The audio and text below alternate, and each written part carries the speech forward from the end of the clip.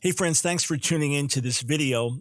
I wanted to take a moment to explain why we decided to pull the recent video from YouTube confronting Noahide law hysteria, where I had a mini debate discussion with Vincent Bruno. I want to explain why we've done that. And if you're not familiar with the issues where I stand, then hopefully this will clarify some things. So number one, I do not preach the so-called 7 laws of Noah. I preach Jesus.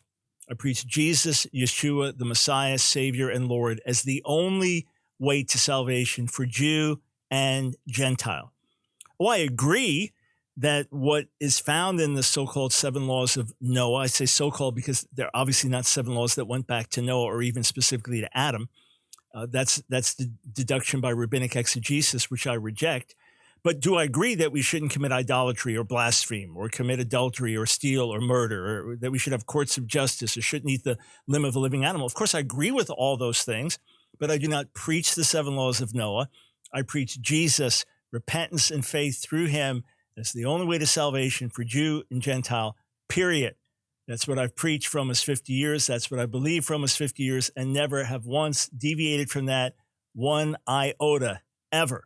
Okay, so make that perfectly clear. Secondly, I only got involved in this discussion because of what I believe are complete baseless conspiracy theories that these 7 laws of Noah will be used ultimately as a Jewish way to behead Christians as idol worshipers. I'm fully aware of the historic Jewish debate as to whether the Trinity or worship of Jesus is idolatrous in Jewish circles. And I'm fully aware that to this day that there are many religious Jews who still believe it is idolatrous for a Gentile Christian to worship God as a Trinity. They would basically all agree that it's idolatrous for me to do so as a Jew. But there's a debate in Judaism. The majority of Jewish opinion, especially in less Orthodox circles, is that Christianity is not idolatry. And the main rabbis who are pushing worldwide for the 7 Noahide laws would say we are working together with Christians, Jews, and Muslims, believing that this is an approach to worshiping the one God and living in an ethical way. But I'm fully aware of the debate. I'm fully aware of the historic sources. I'm fully aware of statements today by contemporary rabbis. I've studied these issues. I'm aware. I have the primary sources myself. I've interacted with leaders in the movement to understand exactly where they stand as well. But my only reason for getting involved is to refute the myth that this is a secret ploy for Jewish world dominance and for ultimately beheading Christians. Christians are being beheaded by Muslims right now. This is happening in different parts of the world. Christians are suffering persecution. That's the reality.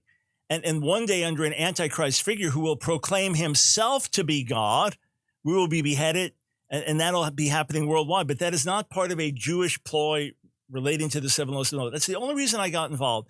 If you want to know details, rather than just a little YouTube interaction, details, facts, sources, get my book, Christian Anti-Semitism. I have a whole chapter devoted to this. I get into the Jewish sources. I quote them directly. I interact at length.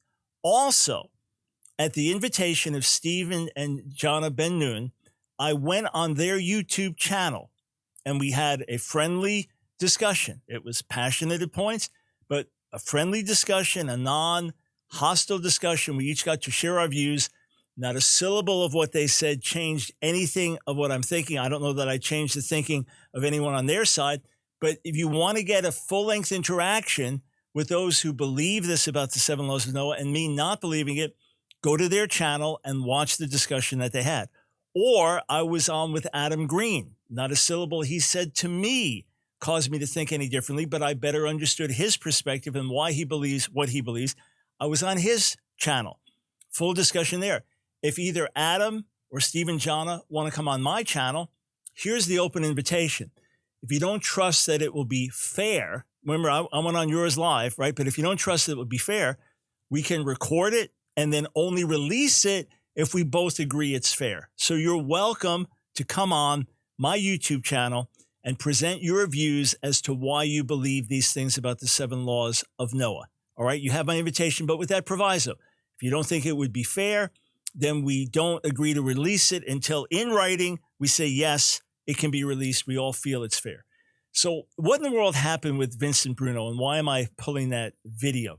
Okay, in my book, I cite some of these extreme websites, which I believe are extreme, which I believe are based on misinformation, misinterpretation, and are spreading fear and ultimately wrong understanding about the Jewish people. His was one of the websites that I cited. Didn't know who he was, but just cited the website. He then contacted our organization and said that he wanted to debate me on this. So we didn't know who he was. We said, okay, we want to be fair to our listeners and viewers before we bring someone on. What are your credentials? What's your background? Turns out, interestingly, he's a former Jehovah's Witness who converted to Hinduism. But he said he's read thousands and thousands of articles. He's debated rabbis and those in the Jewish community about it.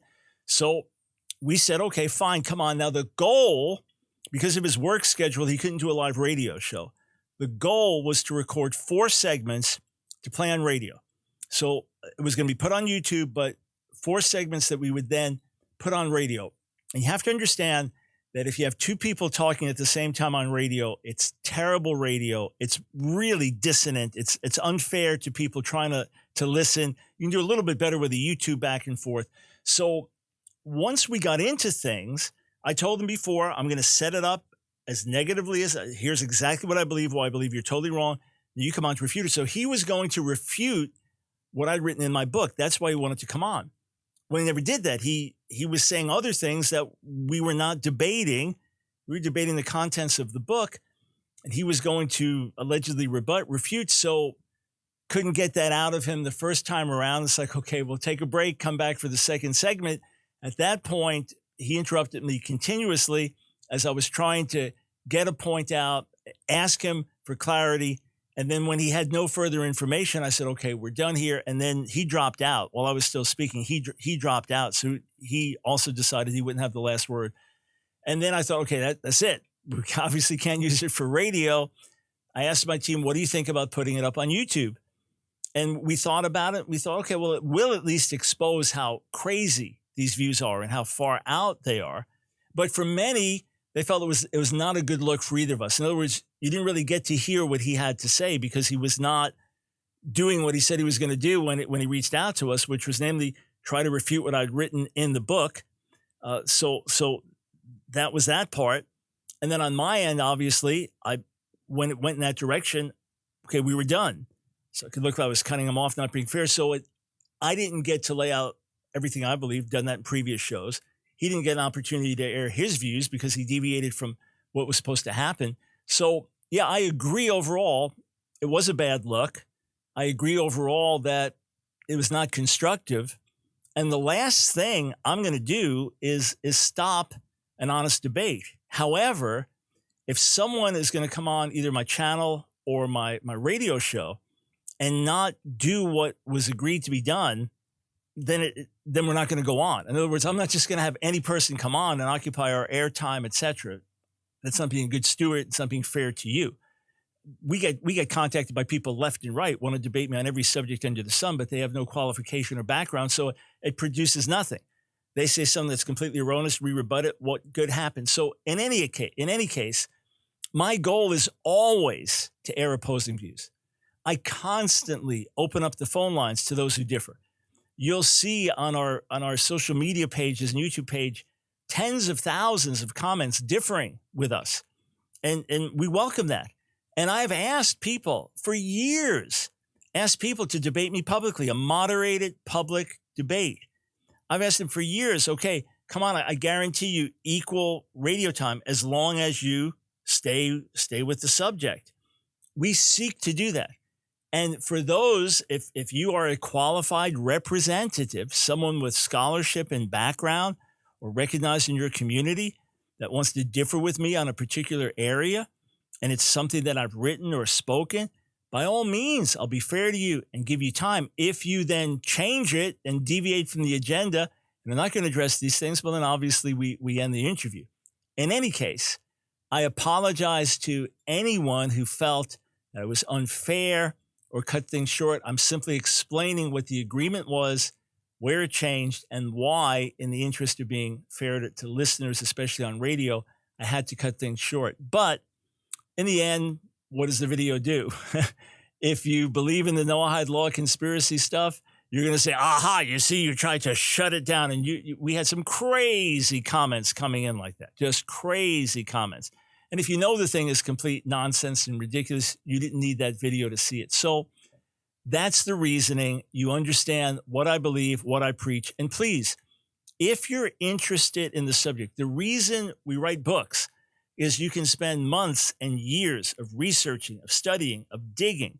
And then instead of answering something in 20 minutes, you can have hours and hours and hours of content and references that people can dig into and go further. So if you really want to find out the truth about this, read the Christian Anti-Semitism book. If you want to see honest interaction with people that I differ with strongly, check out when I was on with Steve and John Ben-Nun. Check on when I was on with Adam Green. Watch those videos, come to your own conclusions. And please, please, step back. Let's be sober-minded and vigilant. We're in a real battle for our faith. I do believe that there are rabbis who will oppose. Look, I've been opposed by the rabbinic community, different aspects of it, since I came to faith. I have been called public enemy number one by some traditional rabbis because of our effective work of reaching out to the Jewish people. I've been spat in my face. Yeah, I mean, these things have happened to me. I've had people spit on the ground as I spoke about Yeshua to them. I've had all these things happen. And trust me, there are plenty of places, if I went in Israel, I would not be welcome. I understand there's Jewish opposition to the gospel, especially to Jewish believers. I expect that to increase. There's no mythologizing here. My Jewish people are lost without Jesus, and Gentiles are lost without Jesus. The law of Moses will not save a Jew. The 7 laws of Noah will not save a Gentile. Salvation is found in Messiah's blood.